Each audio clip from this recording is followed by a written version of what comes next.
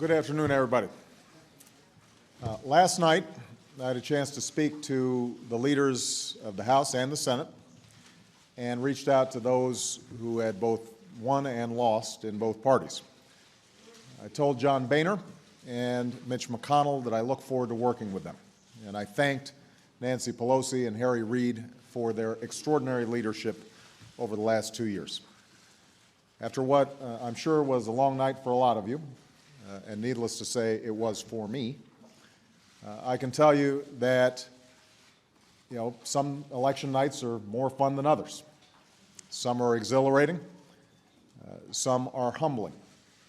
But every election, regardless of who wins and who loses, is a reminder that in our democracy, power rests not with those of us in elected office, but with the people we have the privilege to serve.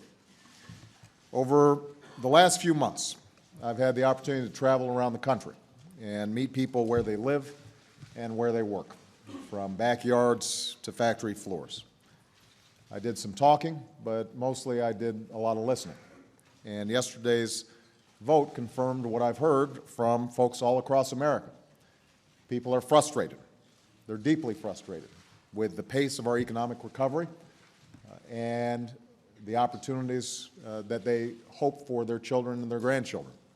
They want jobs to come back faster, they want paychecks to go further, and they want the ability to give their children the same chances and opportunities as they've had in life. Now, the men and women who sent us here don't expect Washington to solve all their problems, but they do expect Washington to work for them, not against them. They want to know that their tax dollars are being spent wisely, not wasted, and that we're not going to leave our children a legacy of debt. They want to know that their voices aren't being drowned out by a sea of lobbyists and special interests and partisan bickering. They want business to be done here openly and honestly. Now, I ran for this office to tackle these challenges and give voice to the concerns of everyday people. Over the last 2 years, we've made progress, but clearly too many Americans haven't felt that progress yet, and they told us that yesterday. And as president, I take responsibility for that. What yesterday also told us is that no one party will be able to dictate where we go from here, that we must find common ground in order to in order to make progress on some uncommonly difficult challenges. And I told John Boehner and Mitch McConnell last night, I am very eager to sit down with members of both parties and figure out how we can move forward together. I'm not suggesting this will be easy. I won't pretend that we will be able to bridge every difference or solve every disagreement. There's a reason we have two parties in this country, and both Democrats and Republicans have certain beliefs and certain principles that each feels cannot be compromised. But what I think the American people are expecting, and what we owe them, is to focus on those issues that affect their jobs, their security, and their future, reducing our deficit, promoting a clean energy economy, making sure that our children are the best educated in the world, making sure that we're making the investments in technology that will allow us to keep our competitive edge in the global economy.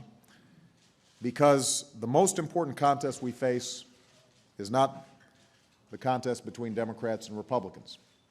In this century, the most important competition we face is between America and our economic competitors around the world. To win that competition and to continue our economic leadership, we're going to need to be strong and we're going to need to be united. None of the challenges we face lend themselves to simple solutions or bumper sticker slogans, nor are the answers found in any one particular philosophy or ideology. As I've said before, no person, no party has a monopoly on wisdom. And that's why I'm eager to hear good ideas wherever they come from, whoever proposes them. And that's why I believe it's important to have an honest and civil debate about the choices that we face. That's why I want to engage both Democrats and Republicans in serious conversations about where we're going as a nation. With so much at stake, what the American people don't want from us, especially here in Washington, is to spend the next 2 years refighting the political battles of the last 2. We just had a tough election. We will have another in 2012. I'm not so naive as to think that everybody will put politics aside until then, but I do hope to make progress on the various serious problems facing us right now, and that's going to require all of us, including me, to work harder at building consensus. You know, a little over a month ago, we held a town hall meeting in Richmond, Virginia, and one of the most telling questions came from a small business owner who runs a tree care firm. He told me how hard he works and how busy he was, how he doesn't have time to pay attention to all the back and forth in Washington.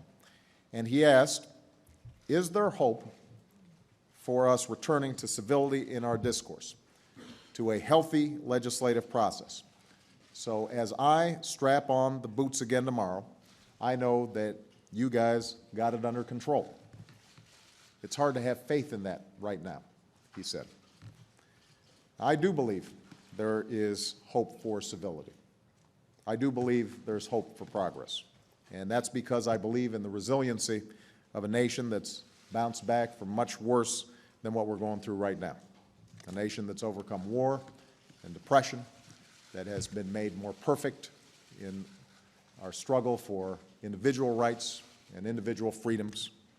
Each time progress has come slowly and even painfully, but progress has always come because we've worked at it and because we've believed in it, and most of all because we remembered that our first allegiance as citizens is not to party or region or faction, but to country. Because while we may be proud Democrats or proud Republicans, we are prouder to be Americans. And that's something that we all need to remember right now and in the coming months. And if we do, I have no doubt that we will continue this nation's long journey towards a better future. So with that, let me take some questions. I'm going to start off with Ben Feller at AP. Thank you, Mr. President. Are you willing to concede at all that what happened last night was not just an expression of frustration about the economy, but a fundamental rejection of your agenda? And given the results, who do you think speaks to the true voice of the American people right now, you or John Boehner? I think that there is no doubt that people's number one concern is the economy. And what they were expressing great frustration about is the fact that we haven't made enough progress on the economy. We've stabilized the economy. We've got job growth in the private sectors, but people all across America aren't feeling that progress. They don't see it. And they understand that I'm the President of the United States and that my core responsibility is making sure that we've got an economy that's growing, a middle class that feels secure, that jobs are being created.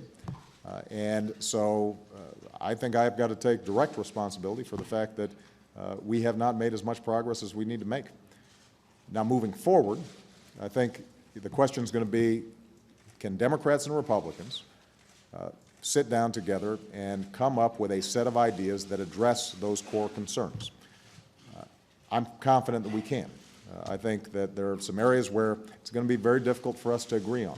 But I think there are going to be a whole bunch of areas where we can agree on. I don't think there's anybody in America who thinks that we've got an energy policy that works the way it needs to, that thinks that we shouldn't be working on energy independence. And that gives opportunities for Democrats and Republicans to come together and think about whether it's natural gas or energy efficiency or how we can build electric cars in this country. How do we move forward on that agenda? I think everybody in this country thinks that we've got to make sure our kids are equipped in terms of their education, their science background, their math backgrounds to compete in this new global economy. And that's going to be an area where I think there's potential common ground. So on a whole range of issues, there are going to be areas where we disagree. I think the overwhelming message that I hear from the voters is that we want everybody to act responsibly in Washington. We want you to work harder to arrive at consensus. We want you to focus completely on jobs and the economy and growing it so that we're ensuring a better future for our children and our grandchildren.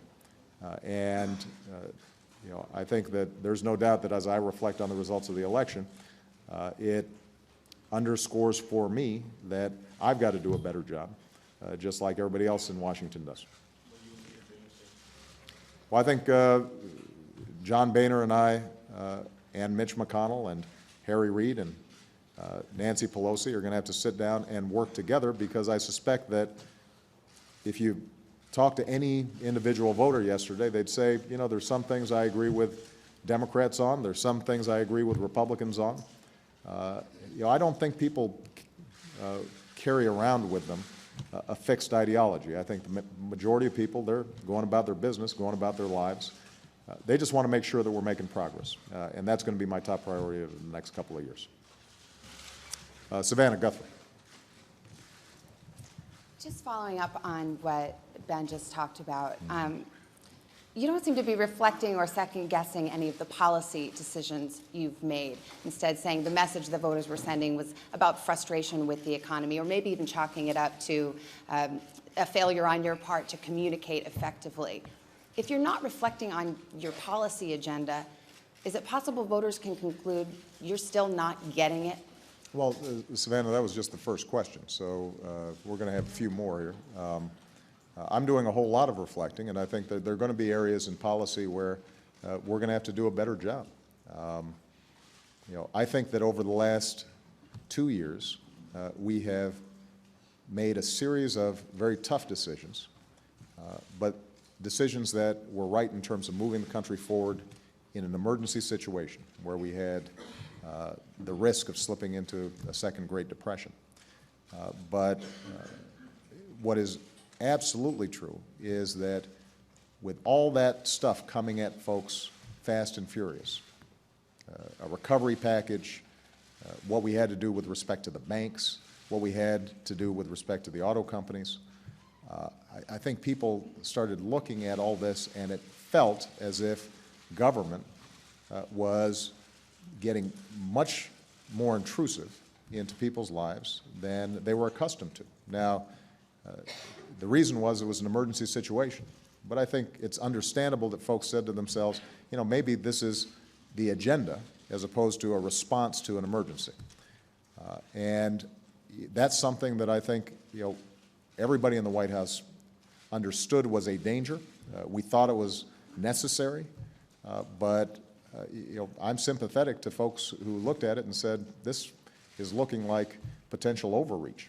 You know, in addition, there are a bunch of price tags that went with that. And so even though these were emergency situations, people rightly said, gosh, we already have all this debt. We already have these big deficits. This is potentially going to compound it. And at what point are we going to get back to a situation where we're doing what families all around the country do, which is make sure that if you spend something, you know how to pay for it, as opposed to racking up the credit card for the next generation. And I think that the other thing that happened is that, you know, when I won election in 2008,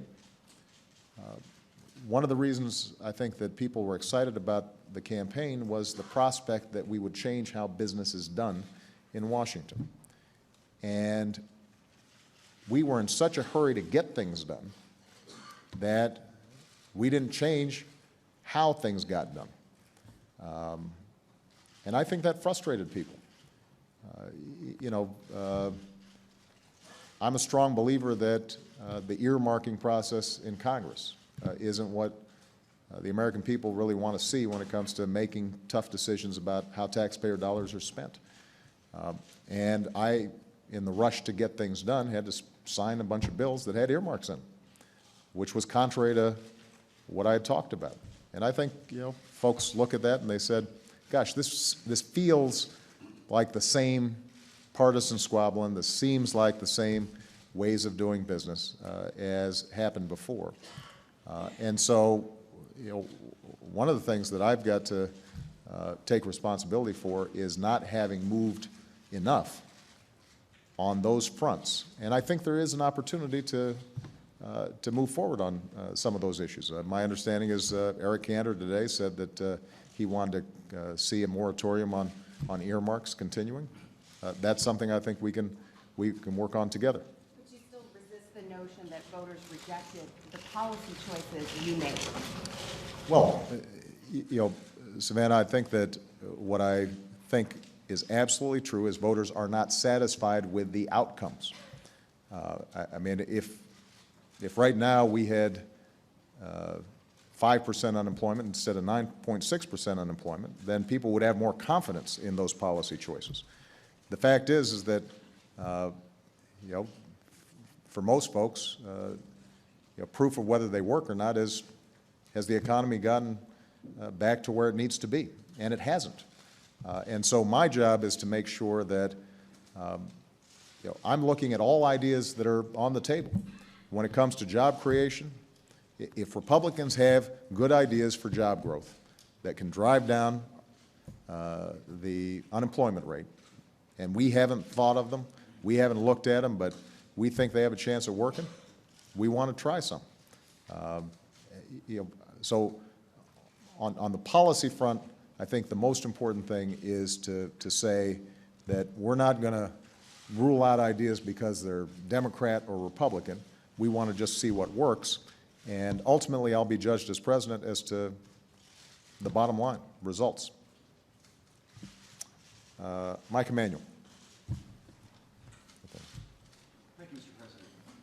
Healthcare, as you're well aware, obviously a lot of Republicans ran against your healthcare law. Some have called for repealing the law. I'm wondering, sir, if you believe that healthcare reform that you work so hard on is in danger at this point, and whether there's a threat as a result of this election.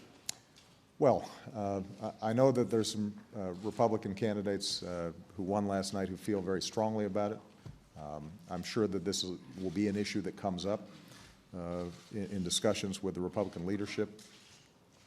As I said before, though, I think we'd be misreading the election if we thought that the American people want to see us for the next 2 years relitigate arguments that we had over the last 2 years. With respect to the health care law generally, and this may go to some of the questions that Savannah was raising. You know, when I talk to a woman from New Hampshire who doesn't have to mortgage her house because she got cancer and is seeking treatment, but now is able to get health insurance. When I talk to parents who are relieved that their child with a pre-existing condition can now stay on their policy until they're 26 years old and give them a time to transition to find a job that will give them health insurance, or the small businesses that are now taking advantage of the tax credits that are provided, then I say to myself, this was the right thing to do. Now, if the Republicans have ideas for how to improve our health care system, if they want to suggest modifications that would deliver faster and more effective reform to a health care system that has been wildly expensive for too many families and businesses, and certainly for our federal government, I'm happy to consider some of those ideas. For example, I know one of the things that's come up is that the 1099 provision in the health care bill appears to be too burdensome for small businesses. It just involves too much paperwork, too much filing. It's probably counterproductive. It was designed to make sure that revenue was raised to help pay for some of the other provisions, but if it ends up just being so much trouble that small businesses find it difficult to manage, that's something that we should take a look at. So there are going to be examples where I think we can tweak and make improvements on the progress that we've made. That's true for any significant piece of legislation. But I don't think that if you ask the American people, should we stop trying to close the donut hole that will help senior citizens get prescription drugs? Should we go back to a situation where people with pre-existing conditions can't get health insurance? Should we allow insurance companies to drop your coverage when you get sick, even though you've been paying premiums, I don't think that you'd have a strong vote for people saying, those are provisions I want to eliminate. According to the exit poll, sir, about 1 out of 2 voters apparently said that they would like to either see it overturned or repealed. Are you concerned that that may embolden those who are from the other party, perhaps? Well, it also means 1 out of 2 voters think it was the right thing to do. And obviously, this is an issue that has been contentious. But as I said, I think what's going to be useful is for us to go through, the issues that Republicans have issues on, not sort of talking generally, but let's talk specifics. Is this particular provision, when it comes to pre-existing conditions, is this something you're for or are you against? Helping seniors get their prescription drugs, does that make sense or not? And if we take that approach, which is different from campaigning, I mean, this is now governing, then I think that we can continue to make some progress and find some common ground. Okay, Chip Reed. Thank you, Mr. President. Republicans say more than anything else what this election was about was spending, and they say it will be when hell freezes over that they will accept anything remotely like a stimulus bill or any kind of the proposals you have out there to stimulate job growth through spending.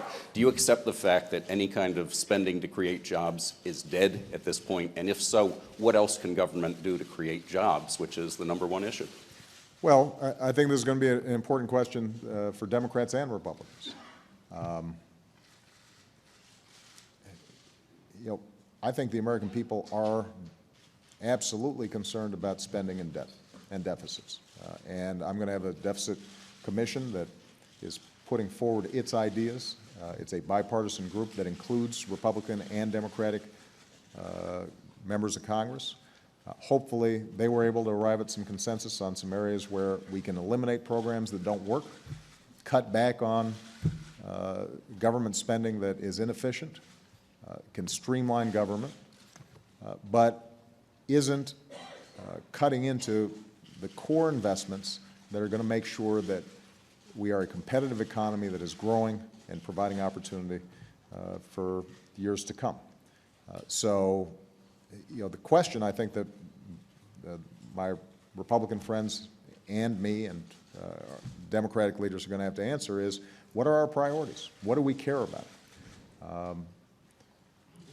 And that's going to be a tough debate because there are some tough choices here. We already had a big deficit that I inherited, and that has been made worse because of the recession. As we bring it down, I want to make sure that we're not cutting into education that is going to help define whether or not we can compete around the world. I don't think we should be cutting back on research and development because if we can develop new technologies in areas like clean energy, that could make all the difference in terms of job creation here at home.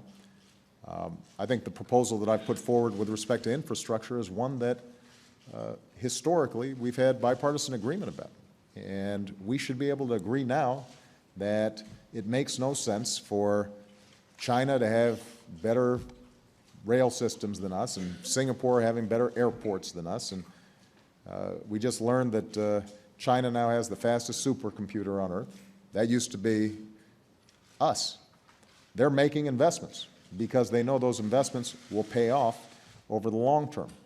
And so in these budget discussions, the key is to be able to distinguish between stuff that isn't adding to our growth, isn't an investment in our future, and those things that are absolutely necessary for us to be able to increase job growth in the future as well. Now, the single most important thing I think we need to do economically, and this is something that has to be done during the lame duck session, is making sure that taxes don't go up on middle-class families next year.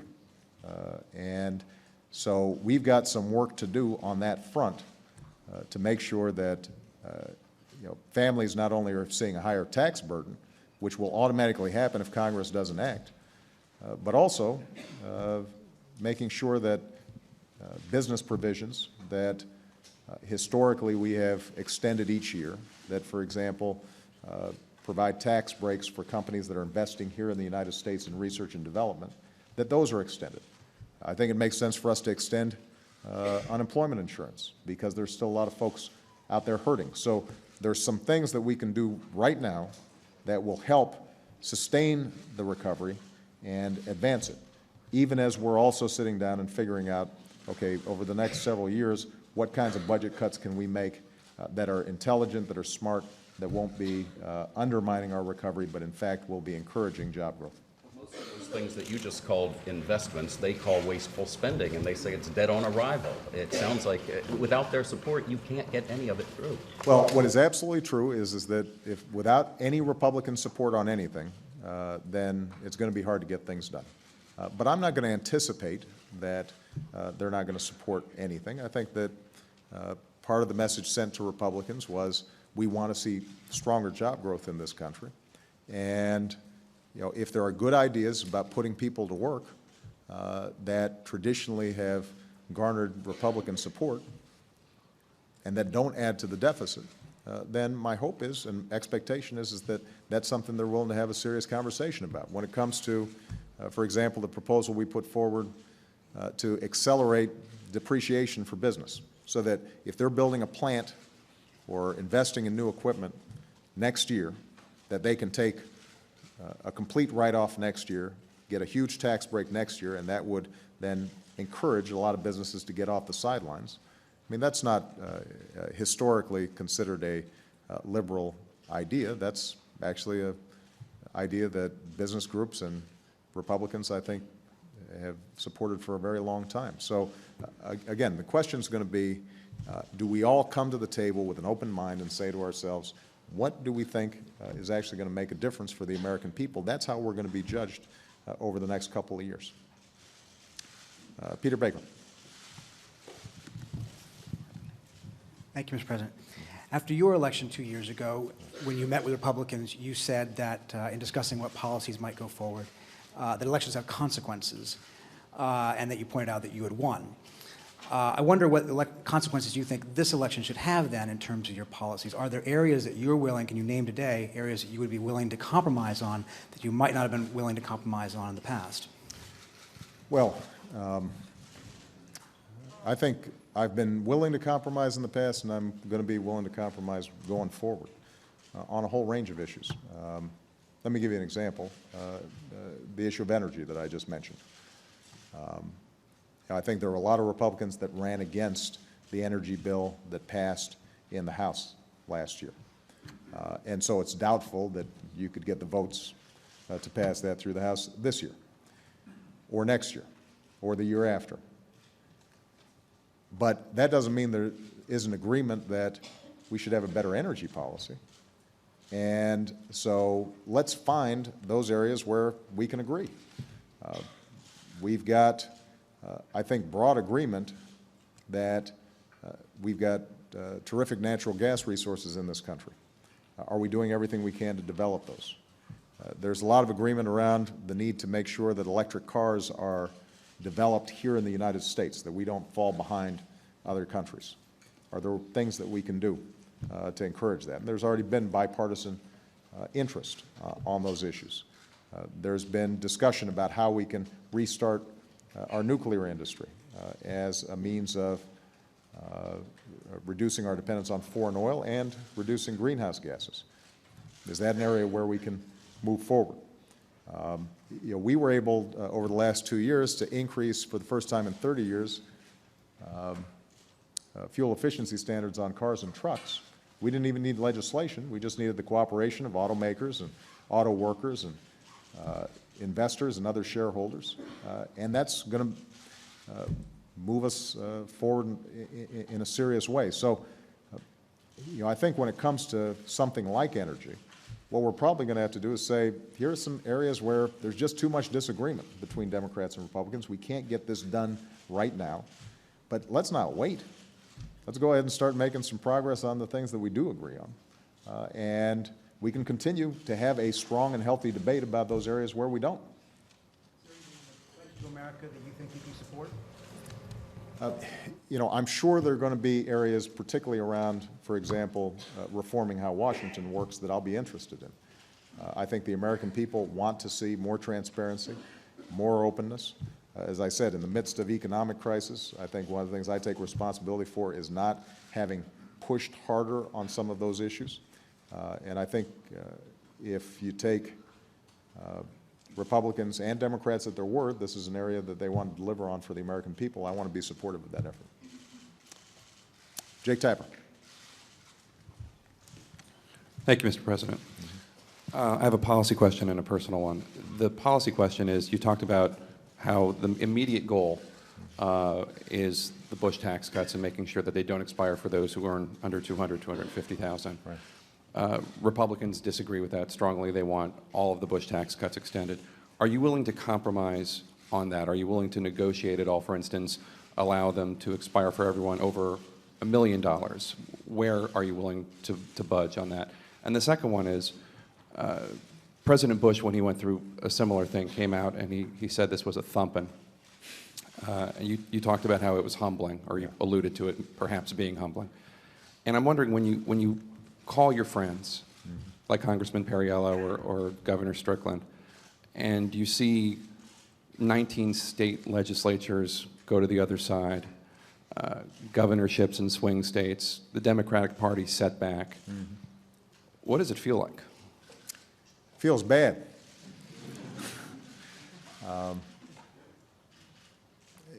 You know, the toughest thing over the last couple of days is seeing really terrific public servants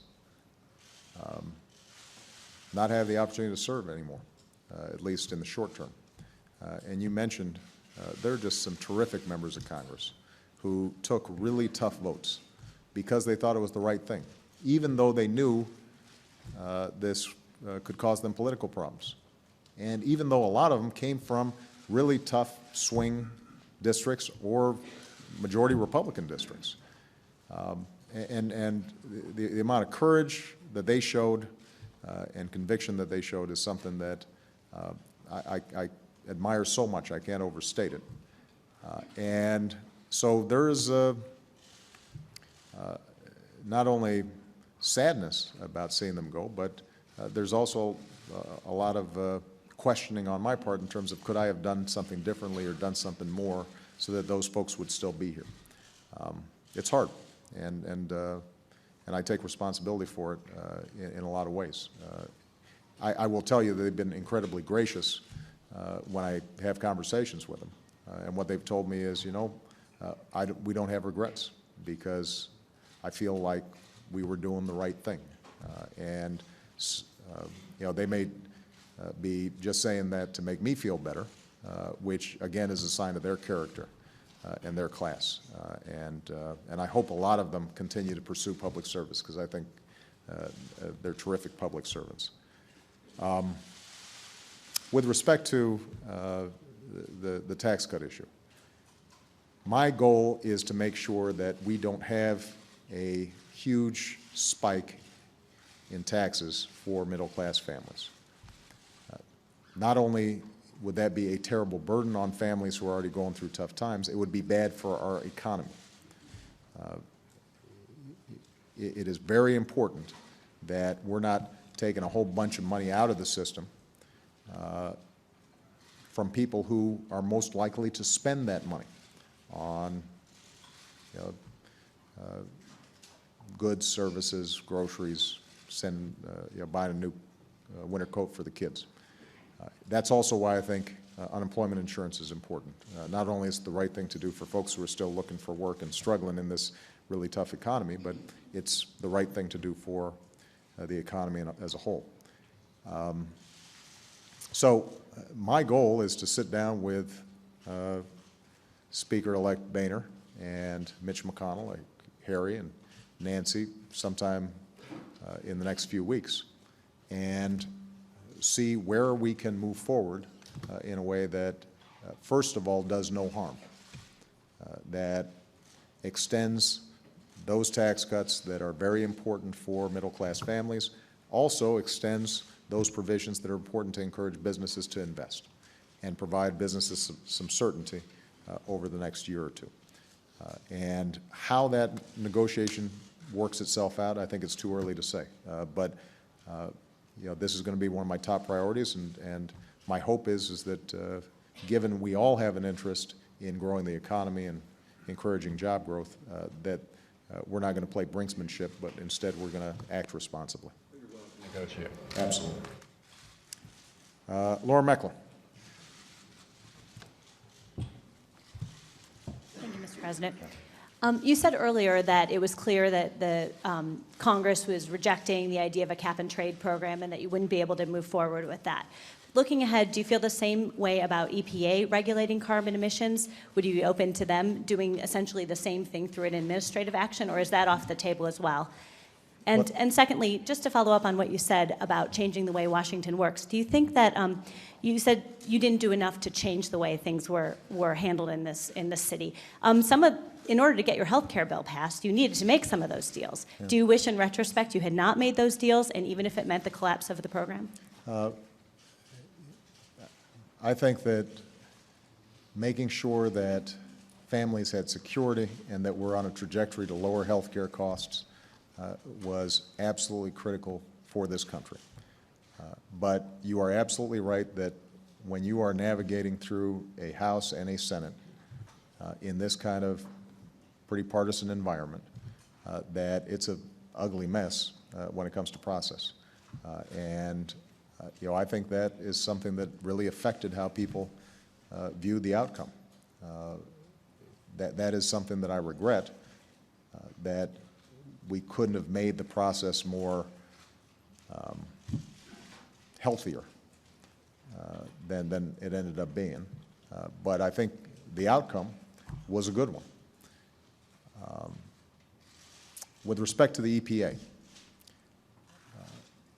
I think the smartest thing for us to do is to see if we can get Democrats and Republicans in a room who are serious about energy independence and are serious about keeping our air clean and our water clean and dealing with the issue of greenhouse gases, and seeing are there ways that we can make progress in the short term and invest in technologies in the long term that start giving us the tools to reduce greenhouse gases and solve this problem.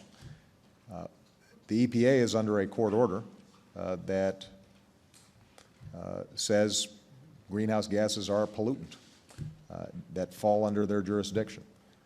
And I think one of the things that's very important for me is not to have us ignore the science, but rather to find ways that we can solve these problems that don't hurt the economy, that encourage the development of clean energy in this country, that in fact may give us opportunities to create entire new industries and create jobs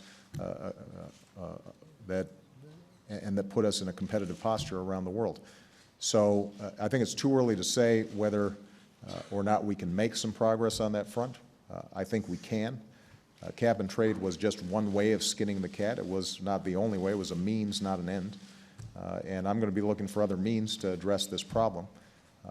And I think EPA wants help from the legislature on this. I don't think that the desire is to somehow be protective of their powers here. I think what they want to do is make sure that the issue is being dealt with.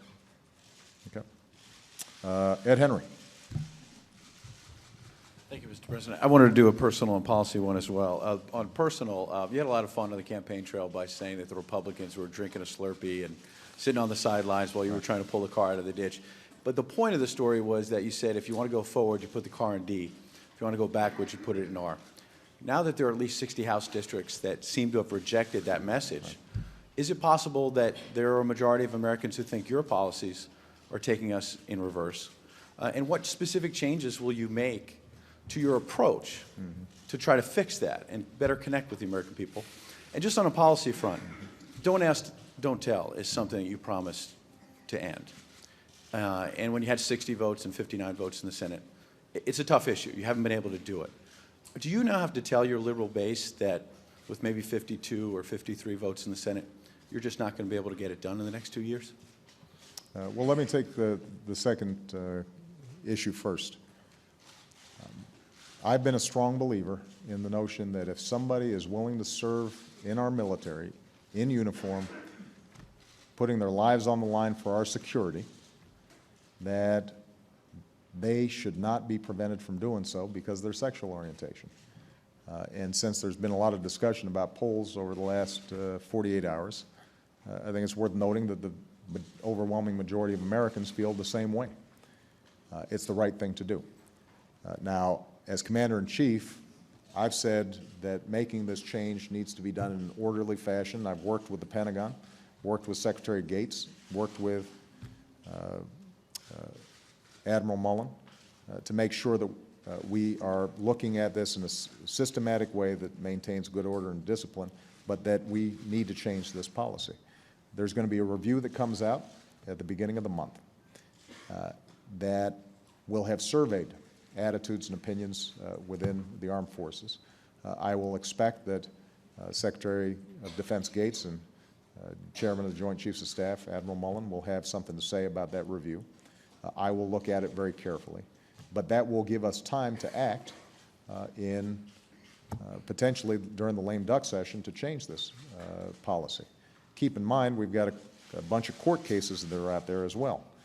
And something that would be very disruptive to good order and discipline and unit cohesion is if we've got this issue bouncing around in the courts, as it already has over the last several weeks, where the Pentagon and the chain of command doesn't know at any given time what rules they're working under. We need to provide certainty, and it's time for us to move this policy forward, and this should not be a partisan issue.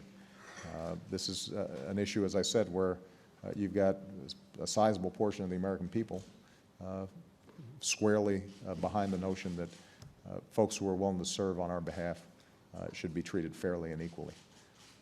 Now, in terms of how we move forward, you know, I think that the American people understand that we're still digging our way out of a pretty big mess. So I don't think anybody denies they think we're in a ditch. I just don't think they feel like we've gotten all the way out of the ditch yet. And, you know, to move the analogy forward that I used in the campaign, I think what they want right now is the Democrats and the Republicans both pushing some more to get the car on level ground. And we haven't done that. You know, if you think I was engaging in too much campaign rhetoric saying the Republicans were just sitting on the side of the road watching us get that car out of the ditch, at the very least, we were pushing in opposite directions. And so that your policies are taking the country in reverse. You just reject that idea altogether, that your policies could be going in reverse. yes. And I think, look, here's the bottom line. When I came into office, this economy was in a free fall, and the economy has stabilized. The economy is growing. We've seen 9 months of private sector job growth. So I think it'd be hard to argue that we're going backwards. I think what you can argue is we're stuck in neutral, right? We are not moving the way we need to make sure that folks have the jobs, have the opportunity, are seeing economic growth in their communities the way they need to. And that's going to require Democrats and Republicans to come together and look for the best ideas to move things forward. It will not be easy, not just because Democrats and Republicans may have different priorities, as we were just discussing when it came to how we structure tax cuts, but because these issues are hard. You know, the Republicans throughout the campaign said they're very concerned about debt and deficits. Well, one of the most important things we can do for debt and deficits is economic growth. So what other proposals do they have to grow the economy? If, in fact, affecting some of the proposals I've made, I want to hear from them. What affirmative policies can make a difference in terms of encouraging job growth and promoting the economy? Because, you know, I don't think that tax cuts alone are going to be a recipe for the kind of expansion that we need. From 2001 to 2009, we cut taxes pretty significantly, and we just didn't see the kind of expansion that is going to be necessary in terms of driving the unemployment rate down significantly. So I think what we're going to need to do, and what the American people want, is for us to mix and match ideas, figure out those areas where we can agree on, move forward on those, disagree without being disagreeable on those areas that we can't agree on. If we accomplish that, then there will be time for politics later, but over the next year, I think we can solidify this recovery and give people a little more confidence out there. Hans Nichols. Thank you, Mr. President. I want to ask if you're going to have John Boehner over for a Slurpee, but I actually have a serious question. I might serve, they're delicious drinks. The Slurpee Summit, that's good. I like that. Since you seem to be in a reflective mood, do you think you need to hit the reset button with business? How do you plan to set that reset button with business? Would you include anything beyond your Cleveland speech, those proposals, to get them off the sidelines, get them off the cash they're hoarding, and start hiring again? Thank you. Yeah, I think this is an important question that we've been asking ourselves for several months now. You're right. As I reflect on what's happened over the last 2 years, one of the things that I think has not been managed by me as well as it needed to be was finding the right balance in making sure that businesses have rules of the road and are treating customers fairly, and whether it's their credit cards or insurance or their mortgages, but also making absolutely clear that the only way America succeeds is if businesses are succeeding.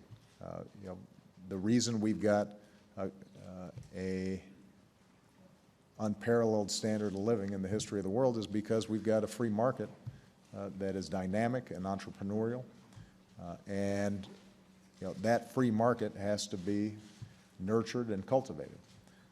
And there's no doubt that when you had the financial crisis on Wall Street, the bonus controversies, the battle around health care, battle around financial reform, and then you had BP, you just had a successive set of issues in which I think business took the message that, well, gosh, it seems like we may be always painted as the bad guy. And so I've got to take responsibility in terms of making sure that I make clear to the business community as well as to the country that the most important thing we can do is to boost and encourage our business sector and make sure that they're hiring. And so we do have specific plans in terms of how we can structure that outreach. Now, keep in mind, over the last 2 years, we've been talking to CEOs constantly. And as I plan for my trip later this week to Asia, the whole focus is on how are we going to open up markets so that American businesses can prosper and we can sell more goods and create more jobs here in the United States. And a whole bunch of corporate executives are going to be joining us so that I can help them open up those markets and allow them to sell their products. So there's been a lot of strong interaction behind the scenes, but I think setting the right tone publicly is going to be important, and it could end up making a difference at the margins in terms of how businesses make investment decisions. But do you have new specific proposals to get them off the sidelines and start hiring? Well, I already discussed a couple with Chip that haven't been acted on yet. You're right that I made these proposals 2 months ago, or 3 months ago, but it was in the midst of a campaign season where it was doubtful that they were going to get a full hearing, just because there was so much political noise going on. I think as we move forward, sitting down and talking to businesses, figuring out what exactly would help you make more investments that could create more jobs here in the United States, and listening hard to them in a context where maybe Democrats and Republicans are together. So we're receiving the same message at the same time, and then acting on that agenda could make a big difference. Matt Spitalnik, Reuters. Thank you, Mr. President. How do you respond to those who say the election outcome, at least in part, was voters saying that they see you as out of touch with their personal economic pain? And are you willing to make any changes in your leadership style? You know,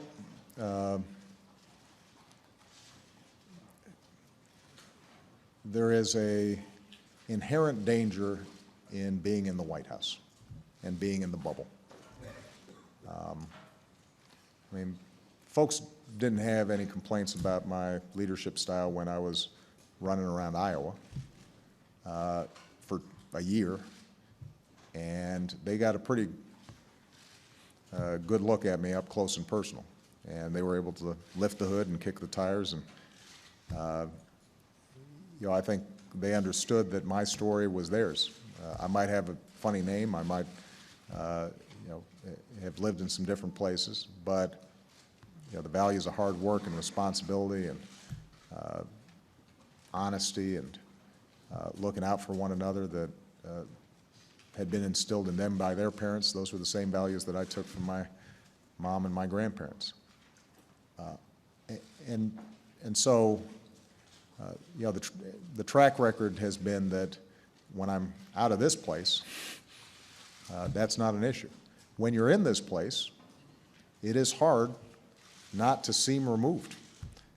And one of the challenges that we've got to think about is how do I meet my responsibilities here in the White House, which require a lot of hours and a lot of work, but still, you know, have that opportunity to engage with the American people on a day-to-day basis, and give them confidence that I'm listening to them. You know, those letters that I read every night, some of them just break my heart. Some of them provide me encouragement and inspiration. But nobody's filming me reading those letters. And so it's hard, I think, for people to get a sense of, well, how's he taken in all this information? So I think there are more things that we can do to make sure that I'm getting out of here. But you know, I mean, I think it's important to point out as well that you know, a couple of great communicators, Ronald Reagan and Bill Clinton, were standing at this podium 2 years into their presidency, getting very similar questions because you know, the economy wasn't working the way it needed to be, and there were a whole range of factors that made people concerned that maybe the party in power wasn't listening to them.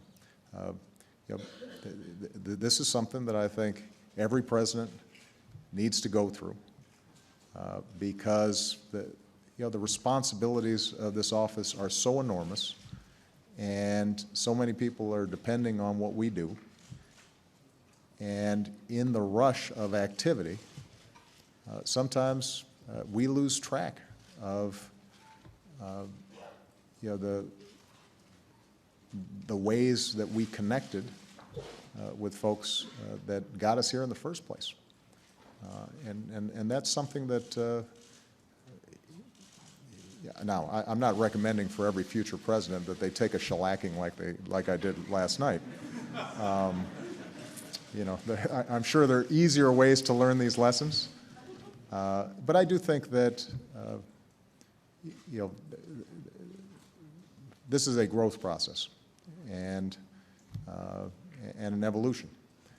And the relationship that I've had with the American people is one that built slowly, peaked at this incredible high, and then during the course of the last 2 years, as we've together gone through some very difficult times, has gotten rockier and tougher. And you know, it's going to, I'm sure, have some more ups and downs during the course of me being in this office.